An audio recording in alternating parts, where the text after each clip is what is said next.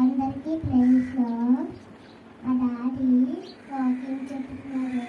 అందరూ సబ్స్క్రైబ్ని లైక్ చేసి షేర్ చేసి సబ్స్క్రైబ్ చేసి థ్యాంక్స్. దేవుని యొక్క వాక్యంలో నుంచి దావీదు రాసినటువంటి కీర్తనల గ్రంథము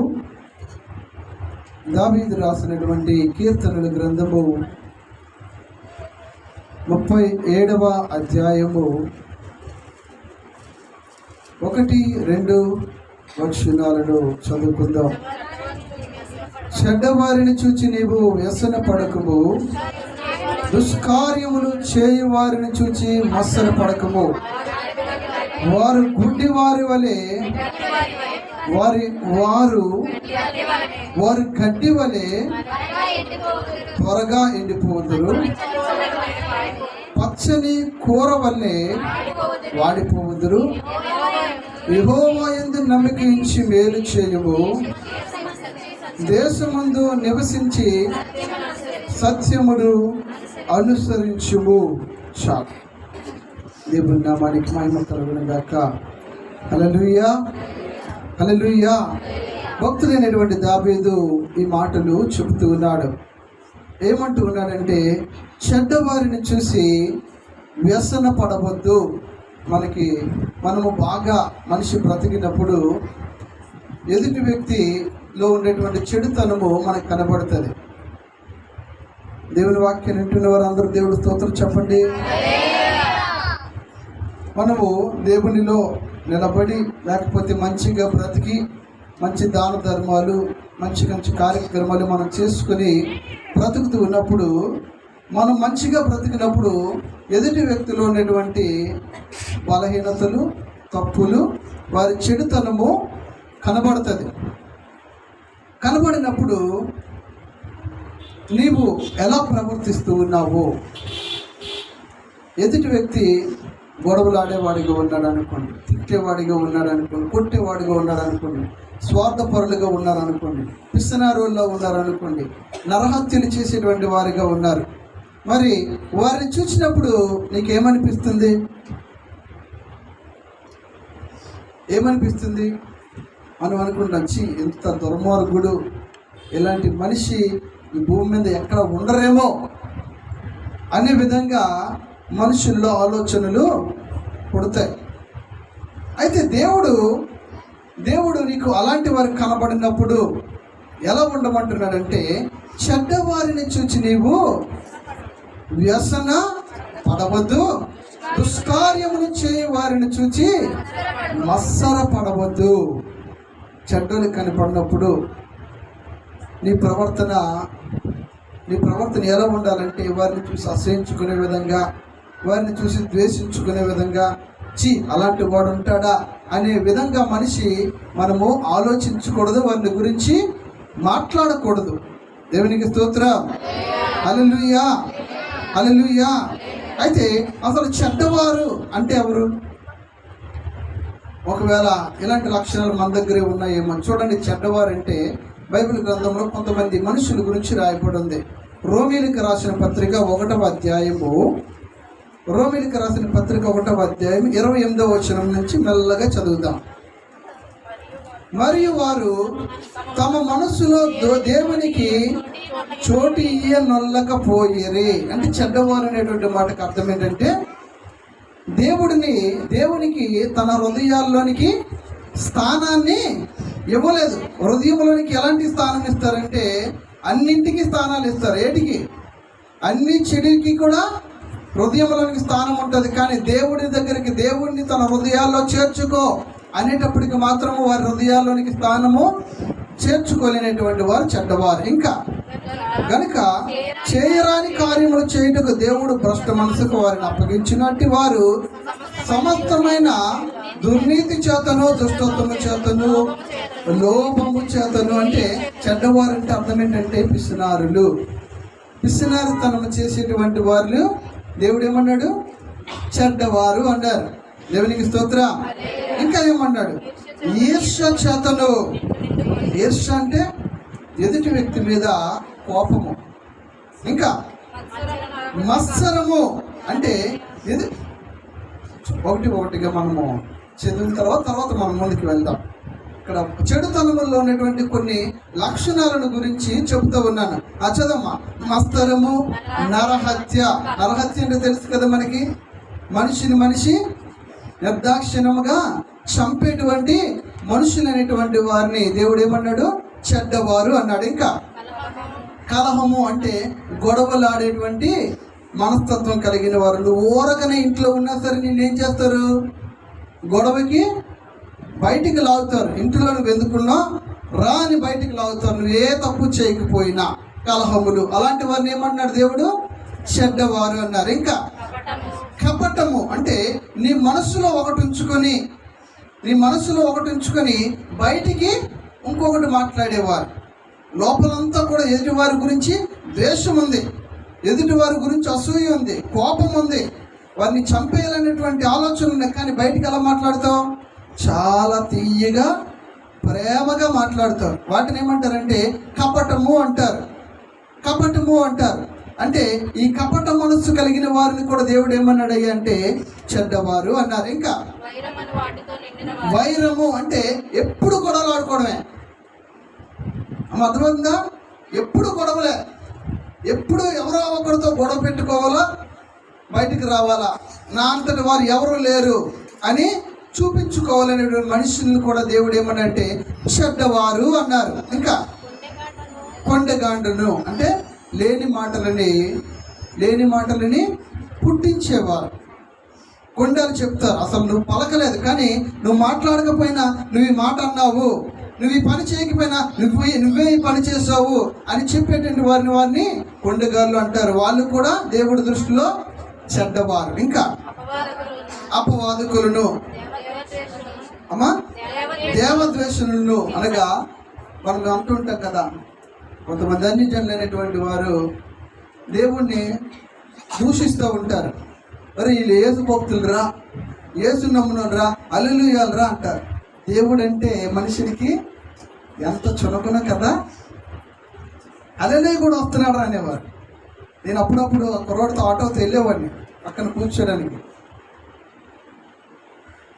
అంటే దేవదూషణ చేసేటువంటి మనుషులు కూడా దేవుడి దృష్టిలో చెడ్డవారే. ఇంకా హింసకులను, హింసించేటువంటి మనుషులు మాటల ద్వారా, చేష్టల ద్వారా, అవునా, కుటుంబాల్లోని చూస్తూ ఉంటాం, లేకపోతే బయట చుట్టుపక్కల ఉన్నటువంటి వారిని చూస్తూ ఉంటాం. ఇంకా అహంకారులను అంటే గర్విష్ఠులు. నా దగ్గర డబ్బు ఉంది కదా, నా దగ్గర బంగారం ఉంది కదా, నేను ఎంత ఆస్తిపరుని కదా, నేను ఎంత వ్యాపారం చేస్తున్నాను కదా, నేను గొప్ప ఉద్యోగం చేస్తున్నాను కదా, నాంటి వారు ఎవరు లేరు అని చెప్పుకునేటువంటి వారిని కూడా దేవుడు ఏమన్నాడు? చెడ్డవారు అన్నారు. ఇంకా బింకములు ఆడవారును, చెడ్డ వాటిని కల్పించేటువంటి వారు అంటే లేని దానిని పుట్టిస్తూ ఉన్నారు. తల్లిదండ్రులకు అవిధేయులైనటువంటి వారిని కూడా దేవుడు చెడ్డవాళ్ళు అంటున్నాడు. అంటే తల్లిదండ్రుల మాట లెక్క చేయలేనటువంటి పిల్లలు. అర్థమవుతుందా? అంటే అర్థం ఏంటంటే ఇప్పుడు ఉన్నటువంటి చిన్న పిల్లల గురించి అంటలా, ఇప్పుడు ముసలైపోయిన తల్లిదండ్రులు ఉన్నారు, కొడుకులు మంచి ఉద్యోగాల్లో ఉన్నారు, మరి కొడుకులు కూతుర్లు మంచి ఉద్యోగాల్లో ఉన్నారు, వారిని చూసుకుంటున్నారా? అర్థమవుతుందా? దేవుని స్తోత్రం చెప్పండి. హల్లెలూయా, హల్లెలూయా, హల్లెలూయా. తల్లిదండ్రులకు అవిధేయులు అంటే అర్థం ఏంటంటే తల్లిదండ్రుల మాట విననటువంటి వారు. ఇప్పుడు చిన్నపిల్లలు తీసుకుంటే వినకుండా పాడైపోయిన వారు చాలా మంది ఉన్నారు. వారిని దేవుడి దృష్టిలో అవిధేయులు అంటూ ఉన్నాడు. అదే ముసలితనంలో ఉన్నటువంటి తల్లిదండ్రులకి కుమారులు కుమార్తెలు ఉన్నారు, వారు ఇప్పుడు ఏం చేయట్లేదు, వారిని తినడానికి తిండి పెట్టకుండా దేవుడు వారిని కూడా ఏమన్నాడు తెలుసా? చెడ్డవారు అన్నారు. ఇంకా ఎవరిని గురించి చూద్దాం. అవివేకులను, మాట తప్పేవారనే. మాట తప్పేవారు కూడా దేవుడి దృష్టిలో చెడ్డవారే. రేపు చర్చికి వచ్చేస్తున్నావు అంటే వచ్చేస్తున్నాను పాస్టర్ గారు అంటారు. రేపు కనపడతావా? కనపడతావా? కనపడవు. కానీ ఏం చెప్తావు? మాట మాత్రం ఇస్తావు. మాట తప్పేవారిని కూడా ఏమన్నాడు దేవుడి దృష్టిలో? చెడ్డవారే అన్నారు. అంటే ఇలాంటి భయంకరమైనటువంటి వారు అందరితో కూడా పోల్చి చెప్తున్నాడు ఈ మాట. అంటే అది అంత గొప్ప పాపమో కదా. ఎప్పుడైనా వాటి గురించి ఆలోచించావా? అయ్యో అక్కడికి వెళ్తానన్నాను కదా, నేను వెళ్ళలేదే, లేకపోతే ఫోన్ చేసి నేను రాలేను అని చెప్పేద్దామా అని కూడా లేదు. ఏంటి వస్తాం కానీ వచ్చేస్తానండి అంటాం కానీ రాము. అంటే అది కూడా దేవుడి దృష్టిలో చాలా తప్పు. దేవునికి స్తోత్రం. హల్లెలూయా, హల్లెలూయా. ఇంకా చూడు, ఇప్పుడు చదువుదాం ఆ మాట. చదవండి, దావీదు రాసిన కీర్తనలు 37వ అధ్యాయం 1వ వచనం. చెడ్డవారు, ఇప్పుడు అర్థమైంది కదా చెడ్డవారు అంటే ఎవరు.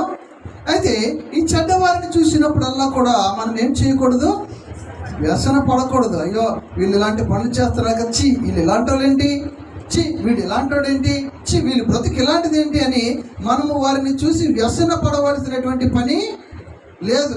నీ ఇంట్లో కొడుకులందరూ కూడా మంచిగా చదువుకుని మంచి ఉద్యోగస్తులు చేస్తున్నారు. నీ పక్కింటోడు తాగుబోతులు అయిపోయి ఏ పని పొట్టు లేకుండా తిరుగుతూ ఉన్నారు. నీకు ఎలా ఉంటుంది? చి వాళ్ళ బతుకులు ఎప్పుడు కూడా ఇలాగే ఉంటుంది. వాళ్ళకి చదువు ఉండదు, సాము ఉండదు, ఊరి మీద బోకరాల్లో తిరుగుతారు అనే ఆలోచన వస్తుందా రాదా? అంటారా లేదా? అంటారు. అయితే దేవుడు ఏమన్నాడు తెలుసా? చెడ్డవారిని చూసి నువ్వు వ్యసన పడవలసినటువంటి పని లేదు. నేనేనో బాగున్నాను కదా, వాళ్ళ బ్రతుకులు ఎలాగుండిపోయాయి కదా అని నువ్వు అనుకోవాల్సినటువంటి పని ఎంత మాత్రమూ కూడా లేదు. దేవునికి స్తోత్రం. హల్లెలూయా, హల్లెలూయా. చూడండి, ఒక మాట చూద్దాం. 1 తిమోతికి రాసిన పత్రిక 5వ అధ్యాయం 8వ వచనములో ఈ విధంగా రాయబడి ఉంటుంది. ఎవడైనను స్వకీయులను విశేషముగా తన ఇంటి వారిని సంరక్షింపకపోయిన ఎడల వాడు విశ్వాస త్యాగము చేసిన వాడై అవిశ్వాసి కన్నా చెడ్డవాడై ఉండును. చూడండి, చెడ్డవారిలో ఒకరిని గురించి ఎగ్జాంపుల్ చెప్తూ ఉన్నాడు. ఎవరైనా అంటే మీ సొంత కుటుంబంలో ఉన్నటువంటి వారే, వారి కుటుంబంలో ఉన్నటువంటి తల్లిదండ్రులు కానీ, అన్నదమ్ములు కానీ, అక్క చెల్లి కానీ వారిని చూడకపోయారు అనుకోండి, పెంచకుండా, పోషించకుండా, పట్టించుకోకుండా ఉన్నారనుకోండి, అలాంటి వాడు దేవుడి దృష్టిలో చెడ్డవాడు అన్నారు. దేవునికి స్తోత్రం. ఎంత చెడ్డవాడంట? అవిశ్వాసి అయినటువంటి వాడికంటే చెడ్డవాడు. అంటే లోకములో ఉన్నటువంటి మనుషులకి దేవుని వాక్యం తెలియదు గనుక ఇలా చేయకూడదు అని వారికి తెలియదు, ఇలా చేయాలి అని వారికి తెలియదు. అయితే దేవుని వాక్యముని ఎరిగి ఉండి కూడా నీ కుటుంబంలో ఉన్నటువంటి వారిని నువ్వు పట్టించుకోకుండా, నువ్వు పోషించకుండా, నీ ఇష్టానుసారంగా నువ్వు తిరుగుతూ బ్రతికితే నిన్ను దేవుడు ఏమన్నాడంటే, దేవుడి దృష్టిలో నీవు చెడ్డవాడివి. దేవునికి స్తోత్రం. హల్లెలూయా. అయితే అలాంటి వారిని చూసి కూడా నువ్వేమి మస్తర పడవలసినటువంటి పని లేదు. ఇంట్లో ఎవరో పట్టించుకోవట్లే, వాళ్ళు ఇష్టం వచ్చినట్టు బతుకుతారు, ఇలా ఇష్టం వచ్చినట్టు తిరుగుతారు. వారిని చూసి అనుకుంటావు, అమ్మ నా కొడుకే మంచోడు, అమ్మ నా కూతురే మంచిది, అమ్మ నా కోడలే మంచిది అని అనుకోవాల్సినటువంటి పని లేదు.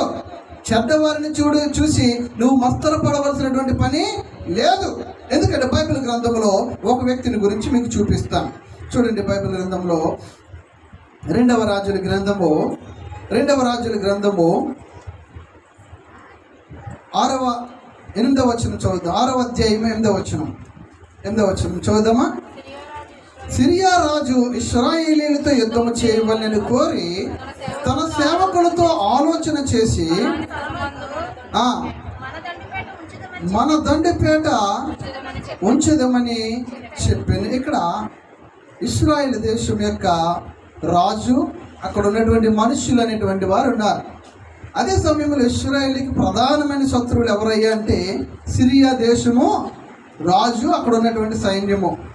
అయితే ఒక దినాన్న సిరియా రాజు ఏం చేశాడంటే ఇశ్రాయేలీలు పట్టుకోవాలని, వారి సైన్యాన్ని, ఆ ప్రజలని చంపాలని ఒక ప్లాన్ చేసుకుంటూ ఉన్నాడు. ఆ సైన్యాన్ని పిలుచుకొని ఆ సిరియా దేశపు రాజు ప్లాన్ చేశాడు. ఏమని ప్లాన్ చేశాడు? ఇదిగో పలానా లోయలో ఉండండి మీరు, వాళ్ళు వస్తే వారిని పట్టుకొని హతమార్చేద్దాం. ఇదిగో పలానా కొండ మీద మీరు ఉండండి, ఆ ఇశ్రాయేలీలు వస్తే వారిని పట్టుకొని హతమార్చుదాం అని ప్లాన్ చేస్తూ ఉన్నాడు సిరియా దేశం యొక్క రాజు.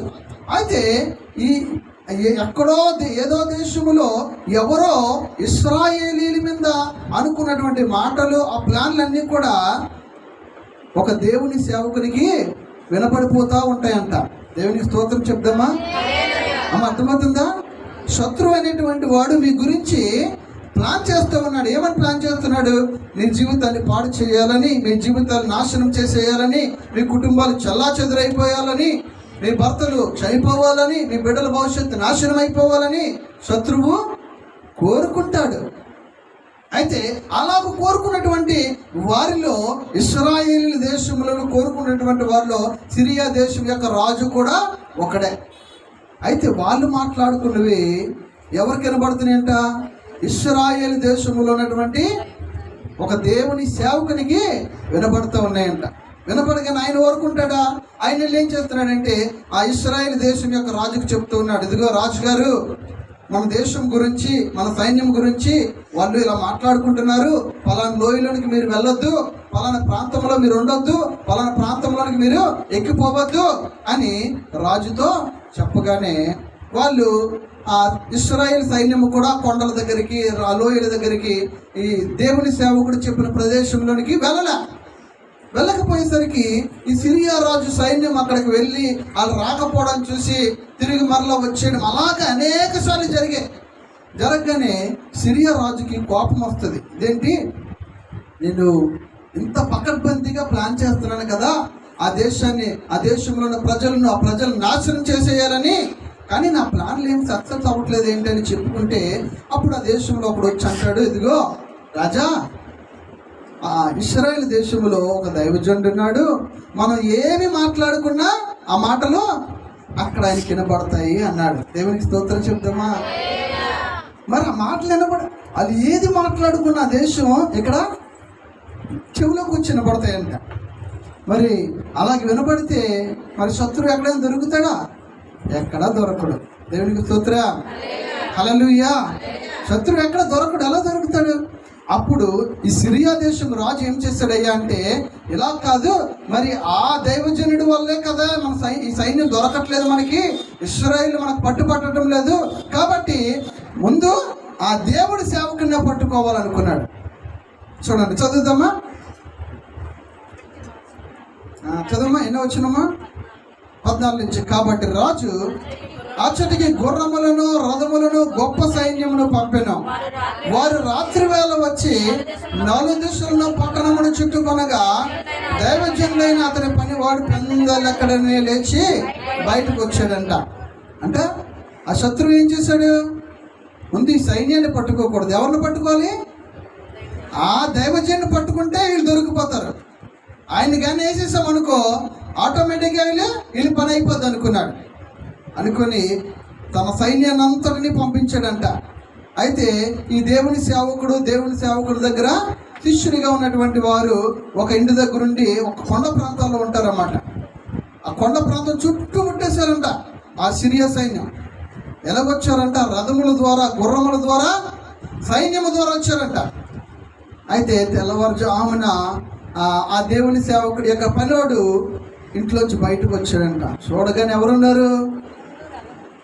రథములు కనబడుతున్నాయంట, గుర్రపు రౌతులు కనబడుతూ ఉన్నాయంట, సైన్యం కనబడుతూ ఉందంట, సైనికులు కనబడుతూ ఉన్నారంట. ఈ దేవుని సేవకుడి యొక్క శిష్యుడికి భయం పుట్టుకొచ్చి మళ్ళీ లోపలికి వచ్చేసాడంట.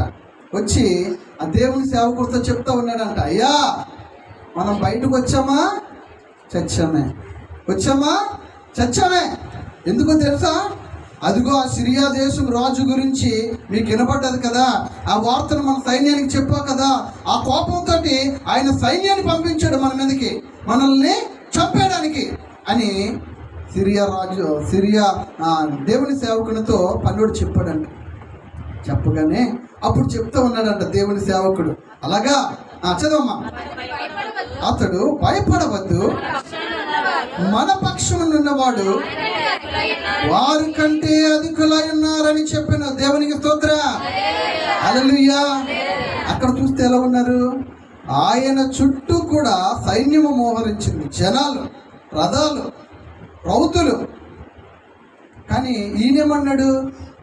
వారికంటే గొప్ప సైన్యము మనకుంది. దేవునికి స్తోత్రం చెప్దామా? మన దేవుడు ఎలాంటి వాడు? శత్రువులు అనేటువంటి వారు 100 వేల సంఖ్యలో సరే గుమిగూడు వచ్చిన వారు మనల్ని ఏమీ చేయలేరు. ఎందుకంటే మన పక్షముగా ఉన్న దేవుడు వారికంటే శక్తివంతుడైనటువంటి దేవుడు, వారికంటే సైన్యము అధికము కలిగినటువంటి దేవుడు. దేవునికి స్తోత్రం. హల్లెలూయా, హల్లెలూయా. 100 మంది వచ్చినా, గుమ్మిగూడు వచ్చినా, గుంపులు గుంపులుగా వచ్చేసినా సరే ఏమన్నాడు దేవుడు సేవకుడు? ఇదిగో వారికంటే అధికమైన సైన్యము కలిగినటువంటి దేవుడు. అందుకే ఆయనకు సైన్యములకు అధిపతి అని ఆయనకు పేరు. నువ్వు అనుకుంటున్నావు కనబడుతున్నటువంటి సైన్యం ఉంది కదా, చూడు ప్రార్థన చేస్తానండి. ఇదిగో ప్రభువా వీడి కన్నులు తెరు. ఆ శత్రువు పంపించేటువంటి సైన్యాన్ని వీడు చూస్తున్నాడు, ఒకసారి వీడి కన్నులు తెరు అనగానే దేవుడు వారి కన్నులు తెరిచాడంట. తెరవగానే ఎవరు కనపడ్డారు తెలుసా? చదవండి. యెహోవా ఆ పనివాని కన్నులను తెరచిన కనుక వాడు ఎలీషా చుట్టూను పర్వతము అగ్ని గుర్రముల చేత రథముల చేతను నిండి ఎండుట చూచెను. దేవునికి స్తోత్రం. హల్లెలూయా. నీ పక్షముగా ఉండే దేవుడు నువ్వేమనుకుంటూ ఉన్నావో, నీవు సామాన్యమైన ఈ లోక సంబంధమైన వాటి ప్రకారంగా నీకు చూస్తే అదృశ్యుడైనటువంటి దేవుని శక్తి నీకు కనబడదు. అర్థమవుతుందా?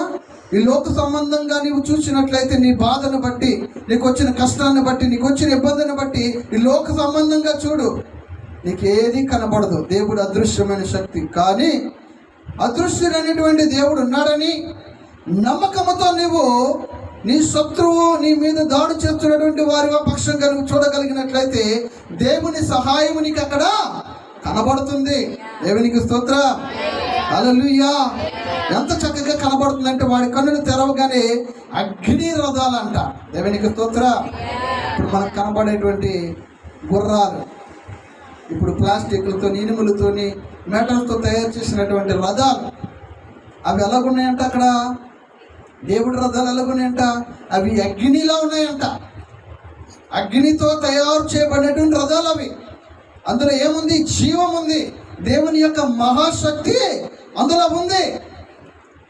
ఈ దేవుని సేవకుని మీద ఒక చెయ్యగాని పడింది అనుకో, ఏం చేస్తాయి? అవి చీల్చి చెండాడేస్తాయి.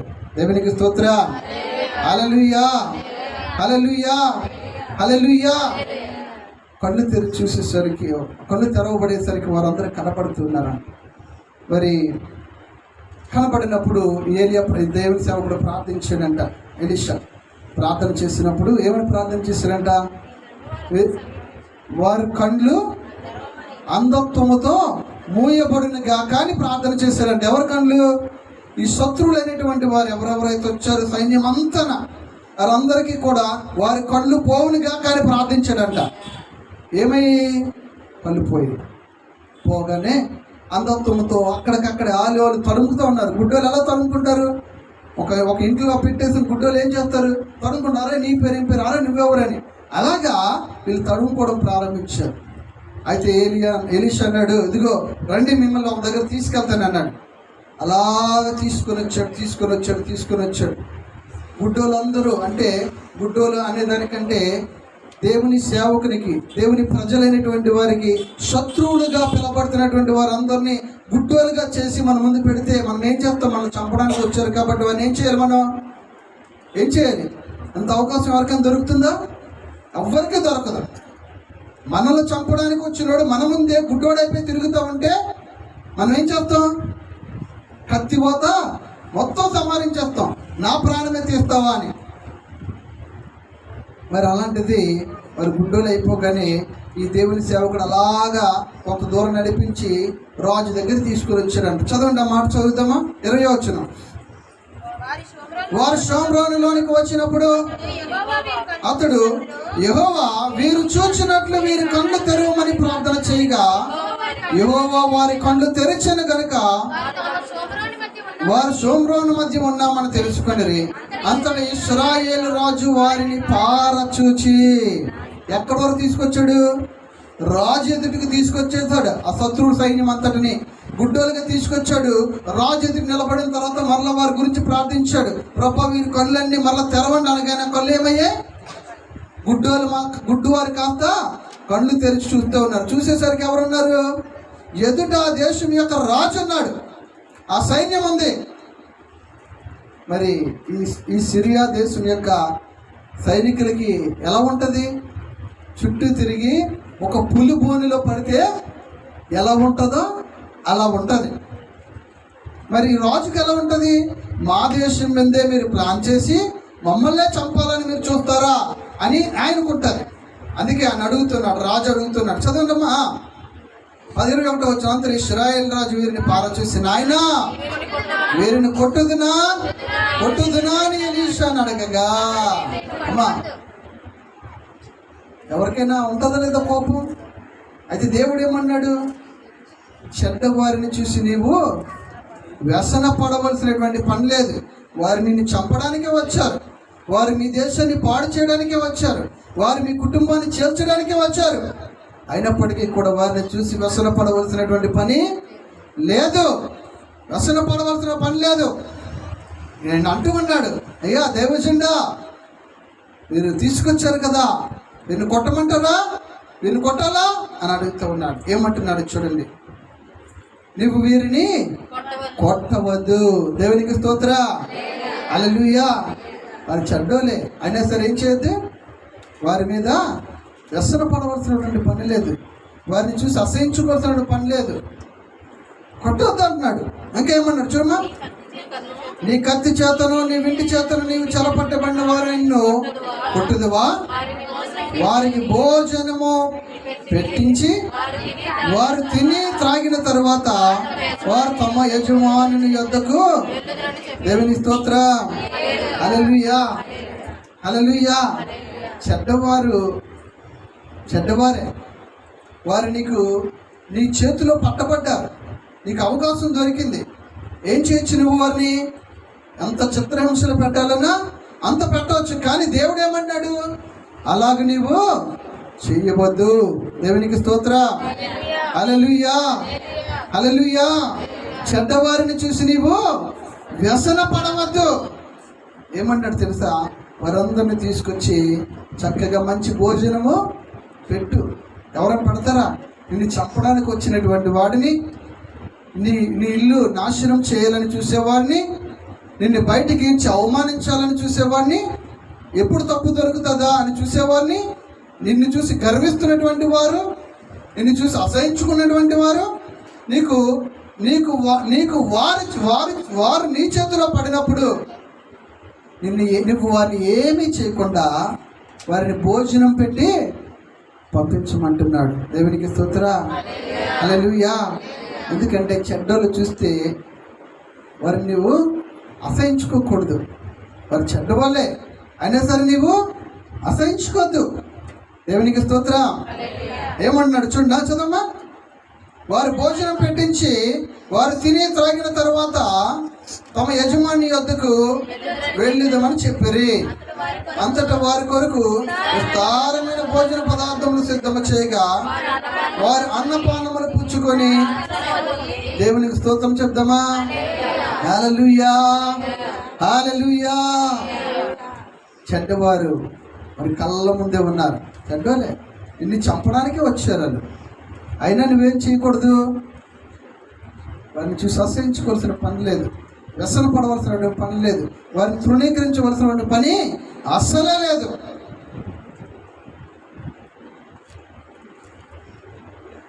వారు భోజనం చేశారంట, వెళ్ళిపోయారంట. తర్వాత మాటలో ఒక చక్కనైన మాట రాయబడి ఉంటుంది. ఏమంటుందంటే, తమ యజమాని యొద్దకు పోయిరి. అప్పటి నుండి సిరియన్లు దండువారు ఇశ్రాయేలు దేశంలోనికి వచ్చిట మానేశారంట. దేవునికి స్తోత్రం. శత్రు సైన్యమైనటువంటి వారు, చెడ్డవారైనటువంటి వారు మన చేతులు చిక్కబడిన తర్వాత కూడా వారిని ఊరకని వదిలేస్తే వారు ఏమైపోయారంట? మరి ఎప్పుడు కూడా ఈ దేశం మందికి సైన్యముగా యుద్ధం చేయడానికి రావడం మానేశారంట. రాజు చెప్తూ ఉన్నాడు, సిరియా రాజు, ఇశ్రాయేల్ దేశం మందికి యుద్ధంకి వెళ్ళంటే ఏమంటారు వీళ్ళు? మేము వెళ్ళమంటే. ఎందుకని? మేము వాళ్ళ చేతులు చెక్కబడ్డాము. మేము అయినప్పటికీ కూడా వారు మాకేం చేసి పెట్టారు? భోజనం పెట్టి పంపించారు. కాబట్టి మేము వెళ్ళాం. దేవునికి స్తోత్రం, హల్లెలూయా హల్లెలూయా. చెడ్డవారిని చూసి నువ్వు వ్యసన పడవద్దు. దేవునికి స్తోత్రం. ఇంకొక మాట చూపిస్తాను నేను. రెండవ సమూయేలు గ్రంథం 16వ అధ్యాయము రెండవ సమూయేలు గ్రంథం 16వ అధ్యాయము 5వ వచనం చదువుదాం. రాజైన దావీదు బహూరీము దాపులకు వచ్చినప్పుడు సౌలు కుటుంబములకు గెరా కుమారుడైన షిమి అని ఒకడు అచ్చట నుండి బయలుదేరి వచ్చెను. అతడు వెంట వెంట నడుచుచు దావీదును శపిస్తూ ఉన్నాడు.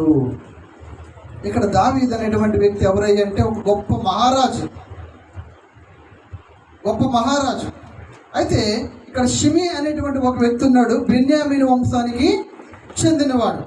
ఎందుకు బెన్యామీను వంశానికి చెందినవాడని అక్కడ రాశారంటే, ఈ దావీదుకు ముందు ఆ బెన్యామీను గోత్రానికి చెందినటువంటి మనుషుడే రాజుగా ఉండేవాడు.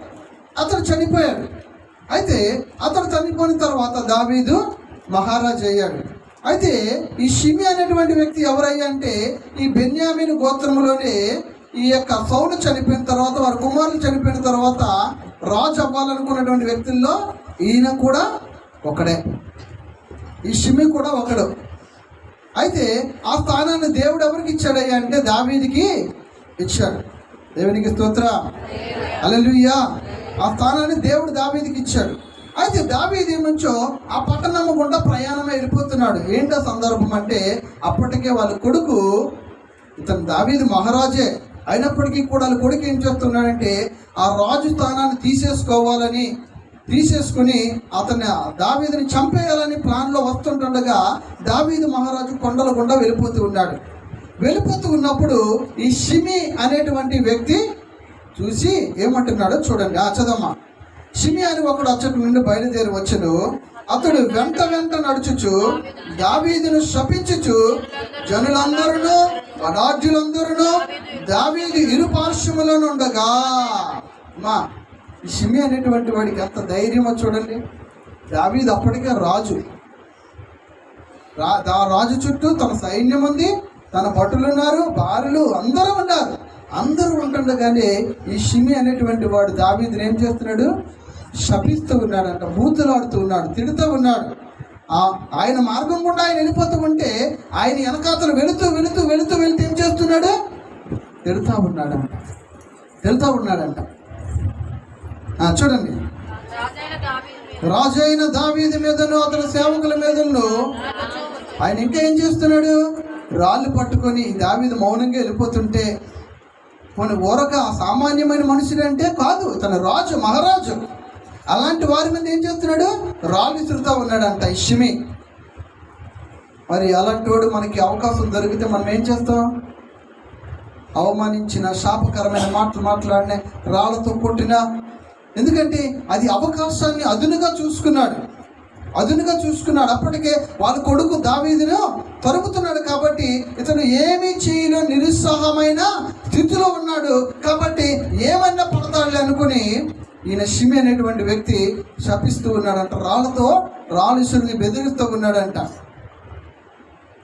అయితే అతను చూశాడు, కానీ దావీదు ఆయన ఏమీ కూడా అనలేదు. ఎందుకంటే దావీదు చాలా బలవంతుడు. అంత బలవంతుడు. బాల్య దినములోనే అలాంటి వాడు సింహాన్ని, ఎలుగుబంటిని చీల్చి చంపేసినటువంటి వాడు. అంత బలవంతుడి దగ్గర ఒక సామాన్యమైన వ్యక్తి నిలబడలేడు. కానీ దావీదు ఏం చేస్తున్నంటే, చెడ్డవాడు అయినప్పటికీ కూడా షిమి అతన్ని ఏమీ అనటం లేదు. చూడండి బైబిల్ గ్రంథంలో కథ కంటిన్యూచేమా. ఈ షిమి నరహంతకుడా, దుర్మార్గుడా, చీ పో,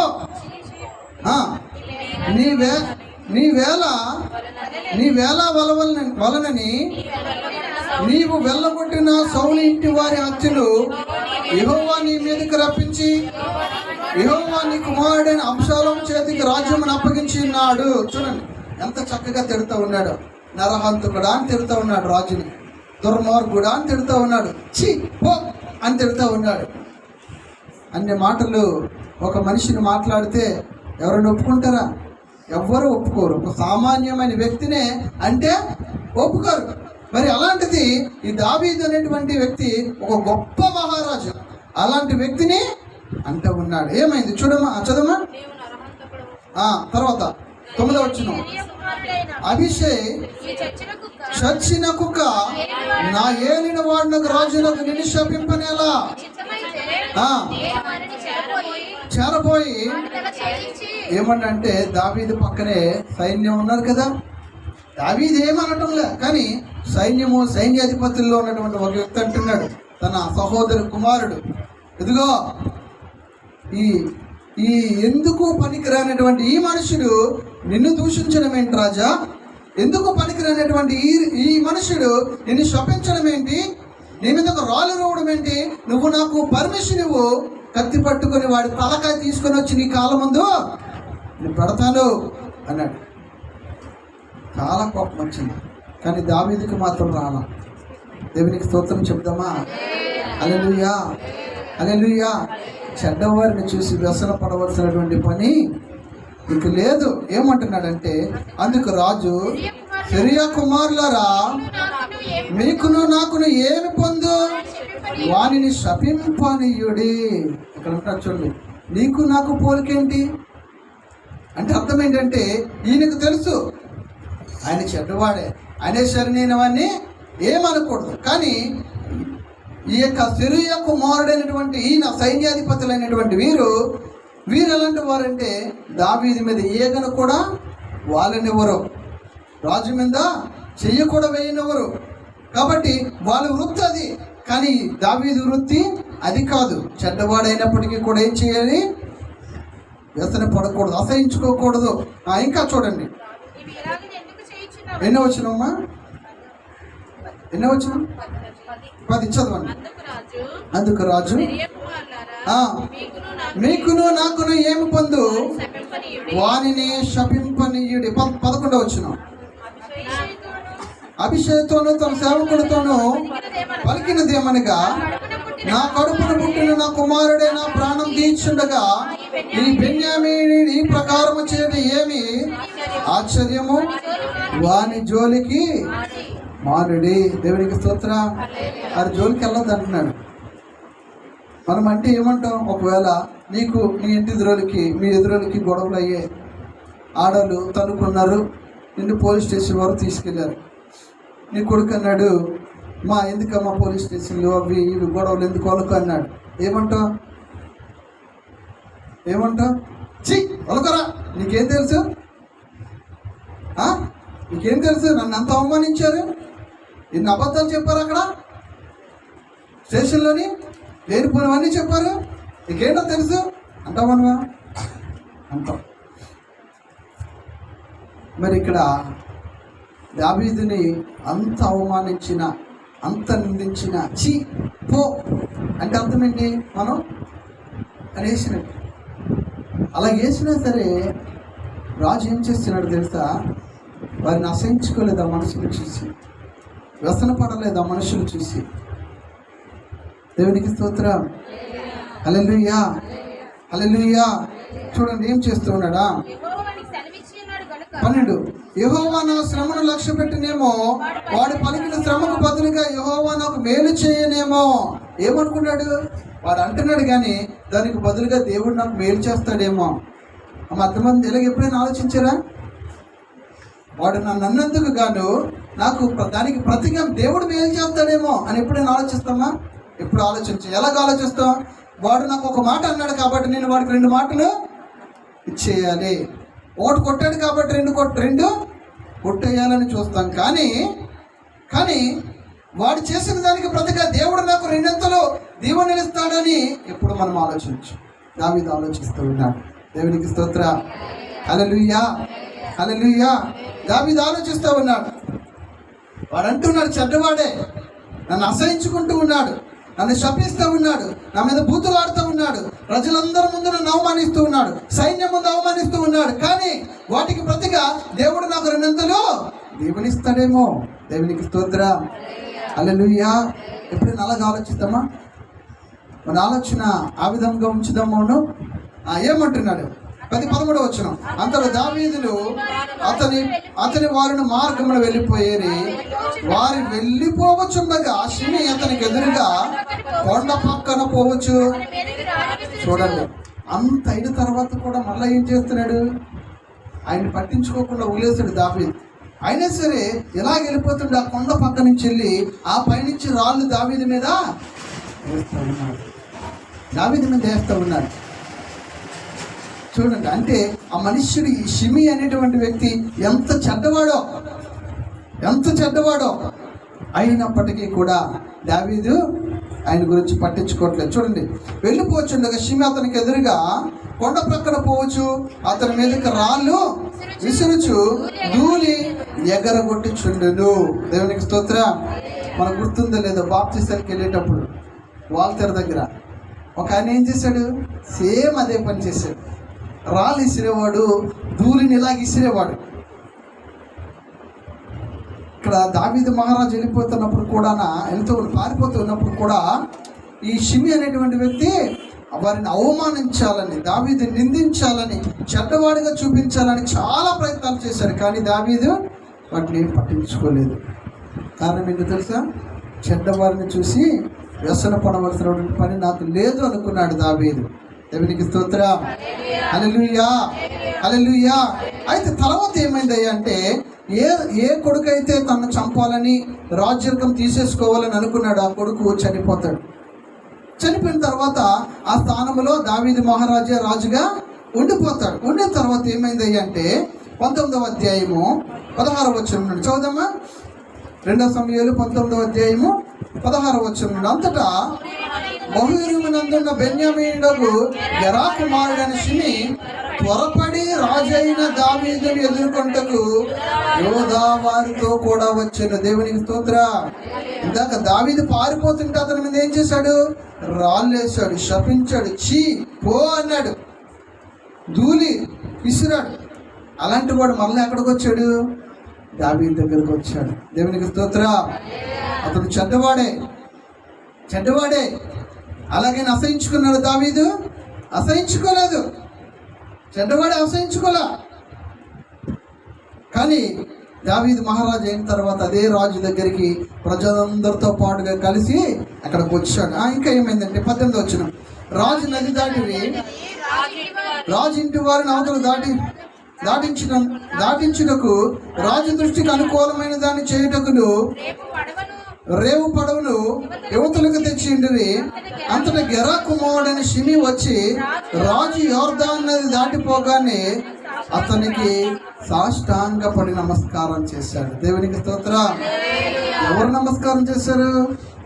ఏ చెడ్డవాడైతే ఉన్నాడో, ఆ రాజుని ఎవరైతే దూషించారో, రాజుని ఎవరైతే అవమానించారో, రాజుని ఎవరైతే నిందించారో, రాజు ముందు ఎవరైతే రాళ్ళు రువ్వారో, రాజు ముందు ఎవరైతే కొండ వెనక అతను పరిగెడుతూ ఆ ధూళిని విసిరాడో, ఆ వ్యక్తి వచ్చి ఎవరి కాలు మీద పడ్డాడు? అదే మనిషి కాలు మీద పడ్డాడు. దేవునికి స్తోత్రం. హల్లెలూయా, హల్లెలూయా, హల్లెలూయా. అర్థమవుతుందా? దేవుడు ఎంత మంచివాడో. చెడ్డవారే, వారిని చూసి అసహించుకోవాల్సిన పని లేదు. ఏమవుతుంది? కొంతకాలానికి ఆ మనిషి వచ్చి కాళ్ళ మీద పడి క్షమాపణ అడిగేటువంటి పరిస్థితులు దేవుడు తీసుకుని వస్తాడు. దేవునికి స్తోత్రం. హల్లెలూయా, హల్లెలూయా. ఇంకా 19వ వచనం. 19. నా ఏలినవాడా, నేను చేసిన ద్రోహము నా మీద మోపద్దు. ఇంకా చివరి మాట అందులో, మనసునందు ఉంచుకోవద్దు. అర్థమవుతుందా? చాలు అంత చక్కగా కాళ్ళ మీద పడిపోయి చెప్తాను, నేను తప్పు చేశాను, నన్ను క్షమించండి, నేను చేసిన ద్రోహాన్ని నీ మనసులో ఉంచుకోవద్దు. ఇంకా ఏమన్నాడు? 21. అంతటి సెరూయా కుమారుడు యెహోవా అభిషేకించిన వాడిని శపించిన ఈ షిమి మరణమునకు పాత్రుడు కాడా అని అడగ మరలా అంటున్నాడు. ఎప్పుడు? మరలా రాజు స్థానంలో దావీదు కూర్చున్న తర్వాత ఇదిగో ఇతను రాజును శపించాడు కాబట్టి ఇతడు చావడానికి కరెక్టే అన్నాడు. అంటే ఏమన్నాడంటే, దావీదు, సెరూయా కుమారులారా, మీకును నాకును ఏం పొందు? ఇటు సమయంలో మీకు నాకు విరోధులు అవుతురా? ఇశ్రాయేలు వారిలో ఎవరైనా ఈ దినమున మరణ శిక్ష నొందుదురా?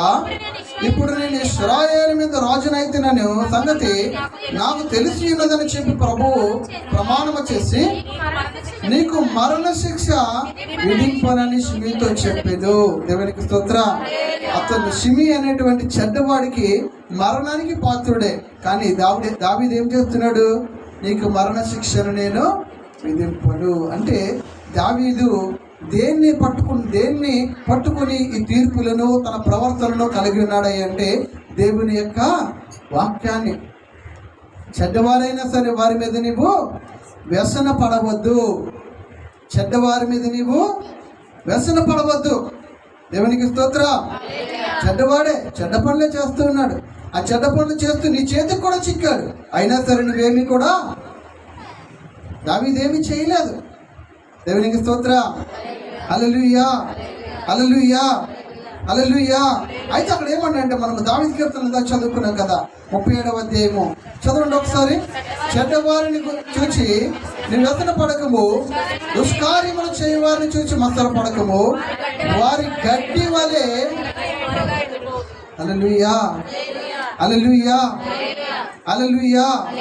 ఇక్కడ ఏమన్నాడంటే దేవుడు, నువ్వు వారిని చూసి నువ్వు వ్యసన పడవలసినటువంటి పని నువ్వు లేదు, వ్యసన పడవలసినటువంటి పని లేదు.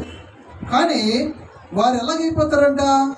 ఎండిపోయినటువంటి గడ్డి వలె అయిపోతారు. దేవునికి స్తోత్ర. హల్లెలూయా, హల్లెలూయా. చూడండి, బైబిల్ గ్రంథంలో ఒక మాటను మీకు చూపిస్తాను. మొదటి రాజుల గ్రంథము 2వ అధ్యాయము 36వ వచనం. 2వ అధ్యాయం 36వ వచనం చదువుదామా? తరువాత రాజు షిమీని పిలువనంపించి, ఎవరు ఈ రాజు అంటే దావీదు మరణం అయిపోతాడు. తర్వాత వాళ్ళ కొడుకు సొలొమోను రాజు అవుతాడు. అయితే సొలొమోను రాజు అయిన తర్వాత నా తండ్రిని అనగా దావీదు మహారాజుని అవమానించాడని, నిందించాడని, చీపో అని అన్నాడని, శాపకరమైన మాటలు మాట్లాడాడని తన కొడుకు తెలిసింది. కొడుకు ఏం చేశాడంటే ఆ షిమి అనేటువంటి ఆయన్ని పిలిపించాడు. ఇతను రాజు అయ్యాడు. దావీదు తర్వాత తన కొడుకు రాజు అయ్యాడు.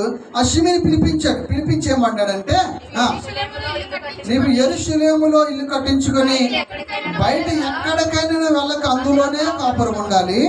నీవు ఏ దినమున బయలుదేరి కిద్రోను ఏరు దాటుదువో ఆ దినమున నీవు చచ్చుదువు. సొలొమోను మహారాజు చెప్తున్నాడు, ఆ షిమిత్, ఇదిగో నువ్వు రా, ఇదిగో నా తండ్రికి నువ్వు చేసిన పనిని బట్టి యెరూషలేములో ఇల్లు కట్టుకొని ప్రశాంతంగా ఎంతకాలం బ్రతకాలనుకుంటే అంతకాలం బ్రతుకు. కానీ ఆ ఇల్లు దాటి కిద్రోను ఓగు కనబడుతుంది కదా సరిహద్దు, అది దాటి కానీ నువ్వు ఎప్పుడైనా వెళ్ళావంటే నిన్ను నేను చంపేస్తానన్నాడు. దానికి ఈ షిమి కూడా ఒప్పుకున్నాడు. అలాగే ప్రభా, మీరు చెప్పినట్టుగానే నేను ఆ కిద్రోను వాగు దాటను. ఒకవేళ దాటినట్లయితే నేను నీ చేతిలో నేను మరణం అయిపోతానని ఒప్పుకుంటాడు. 39వ వచనం. అయితే 3 సంవత్సరములు అయిన తర్వాత షిమి యొక్క పనివారులు ఇద్దరు పారిపోయి మయకా కుమారుడైన ఆకీషును గాతు రాజు వద్దకి వెళ్ళిపోయారు. అయితే సొలొమోను రాజు చెప్పిన ప్రకారంగా షిమి ఇంటికి వెళ్ళిపోయాడు, ఇంట్లో ఉంటున్నాడు. అలా 3 సంవత్సరాలు అయిపోయింది. 3 సంవత్సరాలు అయిన తర్వాత ఈ షిమి గొప్పవాడే, ఎందుకంటే రాజుల వంశం నుంచి వచ్చినవాడు కదా. మరి పనులు కూడా ఉన్నారు. ఆ పనులు ఇద్దరు ఏం చేశారయ్యా అంటే పక్కన ఉన్నటువంటి ఆ దేశంలోనికి వెళ్ళిపోయి ఆ రాజు దగ్గర ఉన్నారు.